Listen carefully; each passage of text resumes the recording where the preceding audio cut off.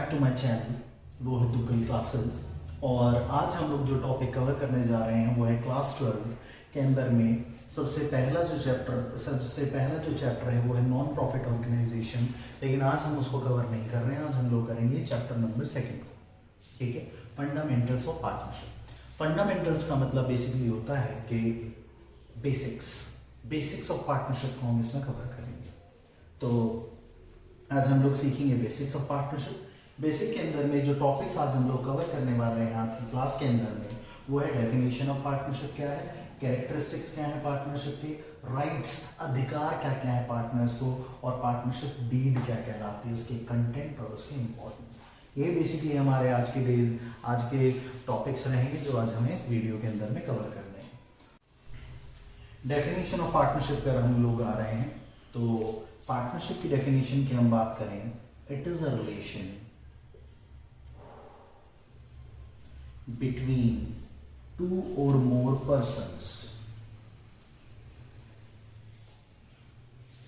who have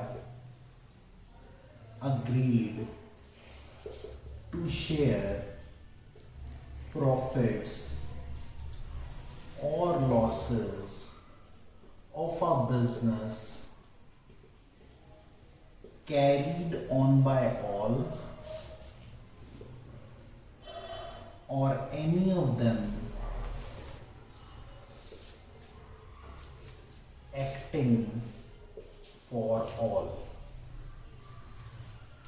तो partnership की जो डेफिनेशन है वो कहती है यह एक रिलेशन संबंध है बिटवीन टू और मोर पर्सन, दो या दो से ज्यादा लोगों के बीच में, हु हैव अग्रीड जो कि राजी हुए हैं, टू शेयर प्रॉफिट्स और losses of a business, profit और लॉस को किसी भी बिजनेस को बेयर करने के लिए। बेयर का मतलब होता है उठाने के लिए, प्रॉफिट्स को लेने के लिए, नुकसान को शेयर करने के लिए वो अग्री हुए हैं।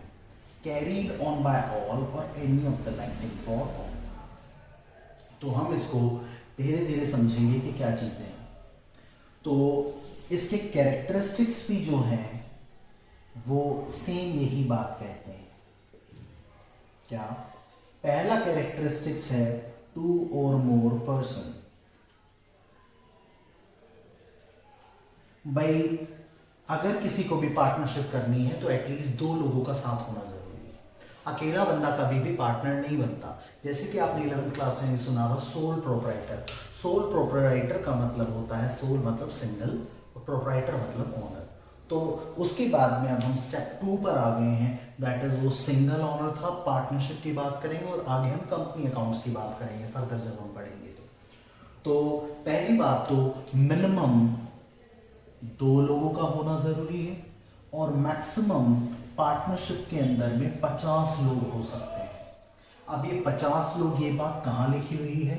कंपनी मिसलेनियस रूल्स 2014 में। ये थ्योरी का क्वेश्चन है, एक बार पेपर में भी आया हुआ है कि जी मैक्सिमम 50 लोग होंगे। ये कहाँ लिखा हुआ है? तो कंपनी मिसलेनियस रूल 2014 में, इसका भी मैं आपको बता देता हूँ, रूल नंबर 10 है ये उसका। रूल नंबर 10 है कंपनी मिसलेनियस रूल 2014 का। उसके अंदर में लिखा हुआ है कि आपके ज्यादा से ज्यादा आपके 50 पार्टनर रह सकते हैं। उसके ऊपर अगर आप बढ़ना चाहोगे 51, 52, 50 से ऊपर जब आप जाएंगे तो आपको कंपनी के अंदर में अपने आप को कन्वर्ट कराना पड़ेगा। इसके बाद में सेकंड डेफिनेशन के जो डेफिनेशन है उसी से ही कहीं ना कहीं कैरेक्टरिस्टिक्स निकल कर आएंगे। तो जी संबंध है, ठीक है, दो या दो से ज्यादा लोगों के बीच में, जो कि अग्रीड का मतलब राजी हुए हैं, यानी कि उनके बीच में क्या होना चाहिए? एग्रीमेंट होना चाहिए। एग्रीमेंट कैसा हो सकता है? एग्रीमेंट दो तरीके का होता है, एक होता है ओरल और एक होता है रिटन। एक होता है ओरल और एक होता है रिटन, दोनों ही वैलिड है। आपके बीच में अगर ओरल अग्रीमेंट है तो भी कोई इशू नहीं है, रिटन एग्रीमेंट है तो भी कोई इशू नहीं है। हाँ, ये जो रिटन एग्रीमेंट होता है इसी को ही हम लोग पार्टनरशिप डीड भी कहते हैं। अगर हमने लिखित में अपने बीच में एग्रीमेंट कर लिया है पार्टनर्स के बीच में तो वो पार्टनरशिप डीड कहलाती है। अगर वो बिना लिखे हम करेंगे, दैट इज ओरली, मुंह ज़बानी अगर हम करेंगे, तो उसे हम पार्टनरशिप डीड नहीं कहते। इसके बाद में थर्ड जो आता है इसके अंदर में, वो आता है शेयर प्रॉफिट्स एंड लॉसेस, यानी कि क्या होनी चाहिए उनके बीच में, प्रॉफिट शेयरिंग होनी चाहिए, प्रॉफिट और लॉस शेयरिंग। बिल्कुल सही बात है, पार्टनर्स के बीच में प्रॉफिट और लॉस की शेयरिंग होनी जरूरी है। जैसे इसके ऊपर भी कई बार थ्योरी का क्वेश्चन आया है कि जी दो डॉक्टर हैं, रूरल एरिया के अंदर में उन्होंने क्या किया, पैसे मिलाए और साथ में जाग मिलकर जो है वो उन्होंने एक हॉस्पिटल खोला चैरिटेबल। तो पूछा गया तो वो कि भाई दोनों ने बराबर पैसे लगाए, तो पूछा गया क्या ये पार्टनरशिप है। तो पार्टनरशिप का एक कैरेक्टरिस्टिक्स है कि उनके बीच में प्रॉफिट लॉस शेयरिंग होनी चाहिए। और जैसे कि आप सभी जानते हैं कि जो चैरिटेबल इंस्टीट्यूशन होते हैं वो कभी भी, जो दान पुण्य के काम के लिए बने हुए हैं, जो पैसे नहीं लेते हैं लोगों से, तो उनका प्रॉफिट लॉस नहीं होता है। तो हम कहेंगे जी नहीं, वो पार्टनरशिप नहीं है। इसके बाद में प्रॉफिट शेयरिंग के बाद में अगला जो आता है बिजनेस। पार्टनरशिप करने के लिए आपका बिजनेस होना जरूरी है। और बिजनेस कैसा हो, बिजनेस होना चाहिए बेटा लॉफुल बिजनेस होना चाहिए। लॉफुल का मतलब होता है कानून के तहत सही बिजनेस होना चाहिए। अगर आपका बिजनेस ऐसा है कि आप वो कानून के तहत नहीं है, जैसे पॉलिथीन बैग्स का हमने क्या किया कि पॉलिथीन बैग्स का हम लोग बिजनेस कर रहे हैं, हम पॉलिथीन बैग्स बनाते हैं और कल को कानून ये बन जाता है कि जी पॉलिथीन बैग्स का बनाना इस समय कानून के तहत उन्होंने मना कर दिया है कि आपको पॉली बैग्स अब नहीं बनाओगे, आप बैन हो गए हैं। तो अगर पॉलिथीन बैग्स बैन हो गए हैं तो मेरा बिजनेस लॉफुल नहीं रहा। लॉफुल अगर मेरा बिजनेस नहीं है तो फिर वो उसका कैरेक्टरिस्टिक्स जो कि है लॉफुल होना, उसे फुलफिल नहीं कर रहा है, इसलिए मेरा बिजनेस जो है बंद करा दिया जाएगा या फिर मुझे पार्टनरशिप नहीं माना जाएगा कानूनी नजरों में। इसके बाद में बिजनेस के बाद में अगला जो कैरेक्टरिस्टिक्स है, carried on by all, carried on by all or any of them acting for all। ठीक है, carried on by all or any of them acting for all। इसका मतलब ये है, मान लो ABC 3 पार्टनर है, ठीक है, तीनों ने पैसा लगाया, इसने भी पैसे इन्वेस्ट किए, इसने भी इन्वेस्ट किए, इसने भी इन्वेस्ट किए।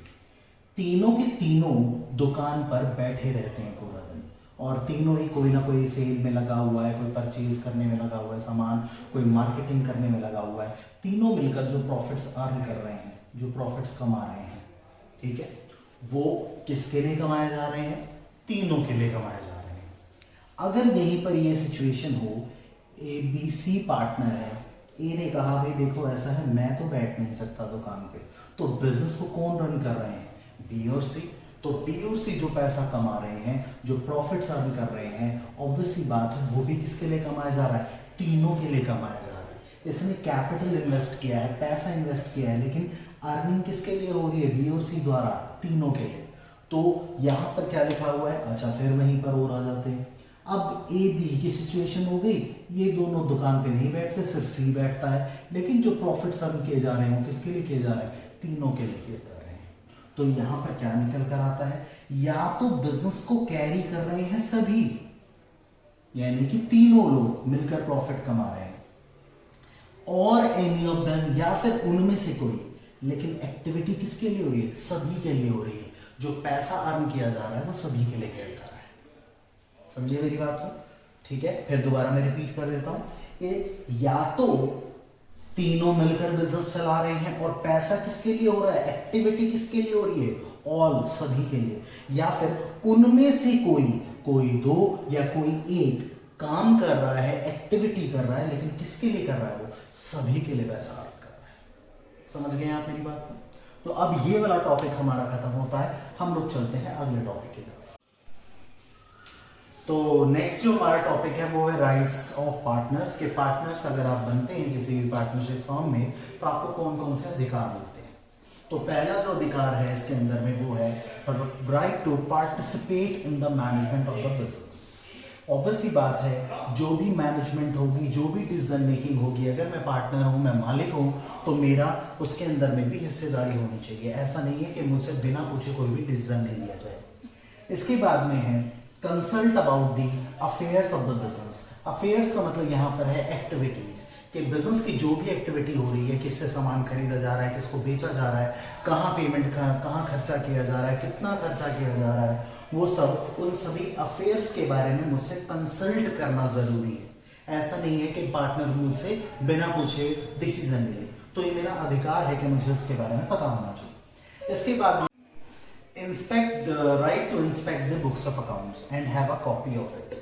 मेरे पास अधिकार है कि मैं जब चाहूँ तब मैं अपने अकाउंट्स को चेक कर सकता हूँ, और साथ ही साथ में मैं उसकी कॉपी भी ले सकता हूँ, एक फोटो कॉपी या बेसिकली सॉफ्ट कॉपी ले सकता हूँ मैं उसकी। तो मेरे पास अधिकार है कि मैं बुक्स ऑफ अकाउंट्स को इंस्पेक्ट कर सकता हूँ, चेक कर सकता हूँ। इसके बाद में आता है राइट टू शेयर प्रॉफिट्स और लॉसेस इन अग्रीड रेशियो, कि मेरे पास अधिकार है कि जिस रेशियो पे तय हुआ था उसी हिसाब से मुझे प्रॉफिट्स मिले, और अगर नुकसान भी हुआ है तो मुझे उसी अग्रीड रेशियो पे जो तय हुई थी उसी पर ही मुझे वो प्रॉफिट्स या लॉस मिले। इसके बाद में है right on all the assets of the organisation. जितने भी असेट्स हैं ऑर्गेनाइजेशन में, मैंने वहां पर पैसा लगाया है उस संस्था के अंदर में, उस बिजनेस के अंदर में, तो मेरे पास अधिकार होना चाहिए कि वो सारे एसेट जितने भी हैं उन सब पर मेरा अधिकार आ जाए। इसके बाद में है राइट होता है मेरा कि मैं अगर चाहूँ तो कोई नया पार्टनर अगर एडमिट हो रहा है, एडमिशन ले रहा है, पार्टनरशिप में आकर जुड़ रहा है, तो मैं चाहूँ तो उसे मना कर सकता हूँ। कोई मुझसे ये सवाल नहीं पूछेगा कि भाई आप मना क्यों कर रहे हो, क्योंकि मैं उसका मालिक हूँ। मैं नहीं चाहता कि वो बंदा मेरे बिजनेस के अंदर में आए, तो मैं सीधा सीधा उसको मना कर सकता हूँ। तो इसका एक थ्योरी का क्वेश्चन आया था, बहुत अच्छा क्वेश्चन था, कि बताओ कौन सी वो मेन राइट्स हैं, कौन से मेन राइट्स हैं जो कि एक पार्टनर को मिल जाते हैं जैसे ही वो एडमिशन लेता है पार्टनरशिप में। तो जो मेन राइट्स हैं वो है ये दोनों, कि जी प्रॉफिट में वही हिस्सा मिलेगा जो पहले डिसाइड हुआ था, और दूसरा मेन राइट जो उसे मिलता है वो है असेट्स के ऊपर में, कि जो ऑर्गेनाइजेशन के असेट्स हैं उनके ऊपर हमारा पूरा कंट्रोल आ जाता है। ठीक है, तो ये जो दो मेन राइट्स हैं। इसके बाद जो हमारा अगला टॉपिक आता है वो आता है पार्टनरशिप डीड क्या होती है। अभी थोड़ी देर पहले मैंने आपको बताया था कि रिटन अगर एग्रीमेंट होता है तो ही उसे पार्टनरशिप डीड बोला जाता है। ठीक है, क्योंकि अब ऑब्वियसली बात है, मैं किसी बिजनेस में जाकर पार्टनर बनूंगा तो मैं पहले ही डिसाइड कर लूंगा कि मुझे प्रॉफिट क्या मिलेगा। हो सकता है मैं ये कह दूं कि जी ऐसा है, मैं इस पोस्ट पर काम करूंगा, मुझे अकाउंटिंग आती है, मुझे आप अकाउंटेंट रख लो और उसकी मैं अलग से सैलरी चार्ज करूंगा। जी मैं जो है कैपिटल लगाऊंगा तो मेरे को इंटरेस्ट मिलेगा। ये जो भी बातें हैं ये पहले ही डिसाइड हो जाएंगे। ठीक है, तो यहां पर क्या लिखा हुआ है कि पार्टनरशिप डीड के बारे में, it is a written document. यह एक रिटन डॉक्यूमेंट है, इंपॉर्टेंट बात है, containing all the terms and condition of business. ठीक है, जिसमें कि all terms and condition of business, या इसको बिजनेस ना कह के हम बोल सकते हैं पार्टनरशिप, साझेदारी की सभी इंपॉर्टेंट टर्म्स एंड कंडीशन इसके अंदर में लिखी रहती है। ठीक है, बिजनेस भी चल जाएगा लेकिन बेस्ट इसके अंदर में पार्टनरशिप फिट बैठेगा, कि ये रिटन डॉक्यूमेंट है जिसमें कंटेन होती हैं सारे की सारे terms and condition of partnership. इसके बाद में नेक्स्ट आता है कंटेंट। ऐसी कौन सी टर्म्स एंड कंडीशन है, ऐसी कौन सी टर्म्स एंड कंडीशंस हैं जो कि इसके अंदर लिखी जाती हैं पार्टनरशिप डीड में। तो पहली टर्म एंड कंडीशन, ऐसा कुछ नहीं है कि ये फिक्स नहीं है, आप अपनी तरह से कोई भी टर्म जोड़ सकते हो। जैसे ये भी टर्म हो सकती है कि आपको पार्टनर बनोगे तो बिजनेस आवर्स तक आपको यहां पर ऑफिस में रहना पड़ेगा, ये भी टर्म हो सकती है। टर्म ये भी हो सकती है कि आप 60 साल की उम्र से पहले अपना बिजनेस छोड़ के नहीं जा सकते, 60 साल पर ही आप रिटायर होगे। ठीक है, तो कोई भी ऐसी कंटेंट हम जोड़ सकते हैं, कोई भी ऐसी टर्म एंड कंडीशन जोड़ सकते हैं। तो टर्म एंड कंडीशन में मेनली क्या होती है कि जी name and address of partner, नाम क्या है, एड्रेस क्या है पार्टनर्स का, क्योंकि अगर मैंने डीड एग्रीमेंट बना लिया तो कम से कम ये तो पता होना चाहिए ना किन लोगों के बीच वो एग्रीमेंट हो रहा है। तो name and address of partner, name and address of partnership firm कि किस नाम से वो पार्टनरशिप फर्म रहेगी, जैसे एबीसी लिमिटेड, XYZ लिमिटेड, ठीक है, किस नाम से रहेगी और उसका एड्रेस क्या होगा, उसका हेड ऑफिस या जो भी आप कहोगे रजिस्टर्ड ऑफिस जो उसका होगा उसका एड्रेस क्या है। नेचर ऑफ बिजनेस, किस तरह का बिजनेस हम लोग करने जा रहे हैं, क्या हम ट्रेडिंग बिजनेस करेंगे, सामान को सिर्फ खरीदेंगे बेचेंगे, या फिर हम खुद मैन्युफैक्चरिंग करेंगे, या फिर हम सर्विसेज देंगे, ये नेचर ऑफ बिजनेस हमें बताना पड़ता है। इसके बाद हमें देखना होता है interest on capital. Interest on capital हम दें या ना दें, अगर हम दें तो रेट क्या होगी, किस रेट पर इंटरेस्ट दिया जाएगा। इसके बाद में इंटरेस्ट ऑन ड्राइंग, किसी पार्टनर से चार्ज करना है कि नहीं करना है, और करना है तो रेट क्या होगी। अब ये इंटरेस्ट ऑन ड्राइंग क्या है, इंटरेस्ट ऑन ड्राइंग बेसिकली है कि पार्टनर निकाल कर बिजनेस से कुछ पैसा घर ले गया और उसने उसका पैसे का यूज करने लग रहा है। अब ऑब्वियसली बात है, ऐसे तो हर पार्टनर सोचने लग जाएगा चलो भाई मैं भी निकाल के घर ले जाता हूँ, घर में इस्तेमाल कर लूंगा, कैपिटल में से कुछ पैसा निकाल लेता हूँ, और दूसरा तीसरा चौथा सब निकाल लेंगे ऐसे, तो फर्म तो खाली हो जाएगी। तो उनको, ताकि वो इतनी ज्यादा ड्राइंग ना करें, बिना बात में पैसा ना निकालें, इसलिए इंटरेस्ट ऑन ड्राइंग उनसे चार्ज किया जाता है। ठीक है, तो ये पहले ही डिसाइड हो जाता है कि भाई लेना है इंटरेस्ट या नहीं लेना है, और लेना है तो रेट क्या होगी। किसी पार्टनर को, अगर कोई पार्टनर कहता है जी मैं सेल मैनेजर बनूंगा, मुझे सैलरी दो, कमीशन दो, मैं जी आपका ये काम करें, मैं अकाउंटेंट बन भी कर दूंगा, अकाउंटिंग कर दूंगा आपकी, तो सैलरी देनी है या नहीं देनी, और देनी है तो कितनी देनी है, ये पहले ही डिसाइड हो जाता है। इसके बाद प्रॉफिट शेयरिंग रेशियो, किस पार्टनर को कितना प्रॉफिट में से हिस्सा मिलेगा, और उसके बाद कैपिटल कॉन्ट्रीब्यूशन, कौन बंदा कितने पैसे लगा रहा है ये जानना भी जरूरी है, वरना कल को झगड़ा हो सकता है। तो अब पार्टनरशिप डीड को बनाने के लिए इंपॉर्टेंस यही है, इसकी जो इंपॉर्टेंस है वो यही है, टू अवॉइड डिस्प्यूट, झगड़ों से बचने के लिए, झगड़े ताकि ना हो उन्हें अवॉइड करने के लिए पार्टनरशिप डीड बनाई जाती है, लिखित में बनाया जाता है, ताकि कल को झगड़ा ना हो। और अगर झगड़ा हो गया, मान लो सैलरी किसी की डिसाइड हुई थी, अकाउंटिंग करूंगा और जीएसआई मुझे 1 लाख रुपए दोगे आप साल के, तो 1 लाख रुपए अगर आपको बाकी पार्टनर कहते हैं यार ये तो प्रॉफिट भी ले रहा है और सैलरी भी ले रहा है, कल को उनके मन में जो है कह सकते हो आप कि भाई ये बात आ जाए कि नहीं यार क्यों देंगे वैसे, तो वो पार्टनर के पास में अपना जो है उसके पास में लिखित में होगा, उसके पास पार्टनरशिप डीड होगी, वो दिखा देगा और वो झगड़ा वहीं के वहीं समाप्त हो जाएगा कि आप ही नहीं साइन किए हुए हैं, ये देखो यहाँ पर लिखा हुआ है आपको मुझे सैलरी पे करनी है। ठीक है, तो आज के लिए वीडियो के अंदर में बस इतना ही। मैं उम्मीद करता हूँ कि आज आपने बहुत कुछ सीखा होगा, और आगे ही ऐसी वीडियोस देखने के लिए आप हमारे चैनल को सब्सक्राइब कर सकते हैं और हमारी वीडियो को लाइक ज़रूर करना ना भूलें। Thank you so much.